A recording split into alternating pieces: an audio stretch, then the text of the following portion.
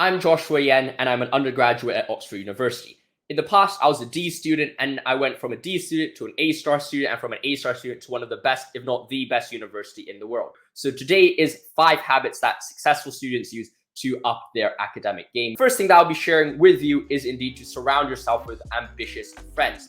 I had the great privilege in high school to get to know a guy called Warren Ju, who you might have seen on the channel before, where we were reacting to our Harvard and Columbia offers, our Ivy League offers.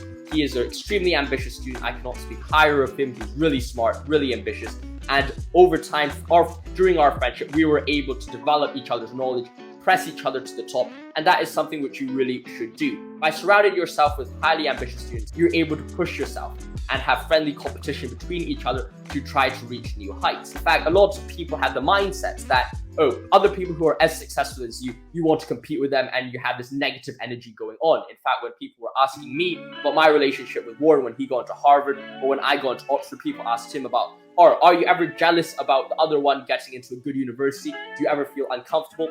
The reality is no, is that when you are indeed surrounding with those friends, you want each other to succeed. You want each other to do well. So you're pushing each other. Yes, there's competition. I want to do this good. I want to do that better. You're pushing each other, but it's not like saying, well, I'm going to do that to push you down. It's like, I want to be better because you're also doing something better, but I want you to succeed. So when he got into Harvard, you can see my honest reaction right at that moment was I was really, really happy for him.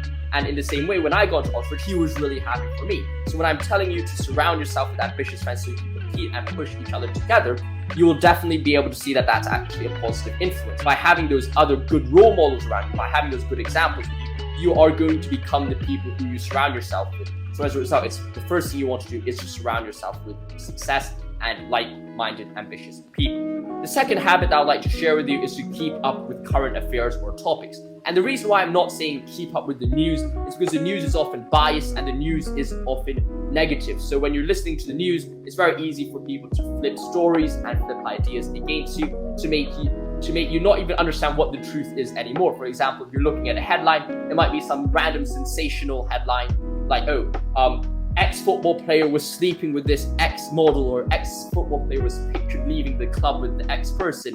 And that's not really news that you really care about in trying to get to a successful academic level. However, if you're staying up to current debates and current topics, that will help you in having conversation with other successful people who are also staying up to date with current topics and current affairs. This was something I found greatly helpful when I got to Oxford at first. I was surrounding with a lot of people who were, of course, great studies, great academics. Then when I got there, I realized just how much my ability to talk about current affairs and current topics was with other people, and how helpful it was in building those conversations. For example, I was able to talk with economics guy about macroeconomics, kind of current situations in macroeconomics. I was able to talk to the math person about set theory. I was able to talk to the theology person about some theological questions. Of course, I do theology myself, so that was a bit easier. I was able to talk to some business person about some certain kind of entrepreneurship and kind of the model of entrepreneurship in the world today. So by keeping up to date in current affairs, I was able to hold discussions and in-depth discussions with a lot of different people. And that went beyond just the, hello, how are you? I'm Josh, and well, what's your favorite color? What food do you like to eat? I went in an in-depth conversation, which was able to allow them to feel that their interest is being heard, and that helps build a bond which is closer than those surface level conversations. So it was really good to have that level of current affairs, and of course that ties into the first one in the sense of it ties into helping you connect and network with ambitious people, but it also allows you to have conversation topics and be able to learn more about other things. So by learning about current affairs, even if you don't know something at first, if you know those kind of those few questions that you want to learn about, well, by talking to someone who knows about it a lot, you're able to further your knowledge, and by furthering your knowledge, you'll become a better student in the long term, even if it is not directly related to your subject. The next habit that I really recommend is to use time blocks. And what I mean by time blocks is that instead of using to-do lists, I recommend you to block out your time. And the reason and the rationale behind this is because we all know how to-do lists, you try to tick off a few lists, and then after that you kind of lose track of time, and then you're doing one task for too long, and your entire day disappears into nothing. However, if you're using time blocks, then it inputs or creates a fear of a deadline. And we all know that humans are way more efficient when there's a deadline in place. When I was in Oxford and I had to write 2 essays a week, I actually wrote my essays to a higher quality and in a shorter time frame than when I had to write one essay a week. And the reason for that is because I had a deadline. So I was like, okay, by the end of today or by the end of this hour, I need to finish reading my 2 articles so that I could read my next 2 articles. So I had that deadline, so I was reading more efficiently. But then later on, when I went down to one essay a week, I was like, well, all right, I have a time frame of, well, 2 days to read the same amount of articles. So I really need to push myself that hard. And as a result, the time slowly falls away into nothingness, and then you get distracted, and you go on your Instagram, and you're like, oh, what was my friends posting on Instagram? Let me go check the Instagram stories out. And then after that, your time disappears into nothingness. So as a result, by using those time blocks to set deadlines for yourself, say, well, by this time in the day, I need to have gone to the gym. I need to have finished my reading. I need to have done my revision for math or Spanish or whatever it is, right? By creating those time blocks, you will then be able to be way more efficient with your time, and you'll be way, way, way more successful and accomplished as a student. So I'll highly recommend you to do that. Now, after using a time block, I'll recommend you the 4th habit as being to set your circadian rhythm right, and this means to sleep well. And to sleep well is just very, very important. When I was back in high school, I thought I never really had time. I know a lot of high school students think they never have time. The reality is you have way more time than you think you do, especially when you go to university. You're in charge of your time now. Despite having a less of a limit on time, I created an even more strict sleep schedule. You could only sleep for 8 hours. You're like, if you sleep for 8 hours, surely you have less time than someone who sleeps for 5 hours. But the reality is most people who sleep for 5 hours in university are spending most of their time awake on Instagram, watching Netflix, or doing something which is unproductive to their academic pursuits.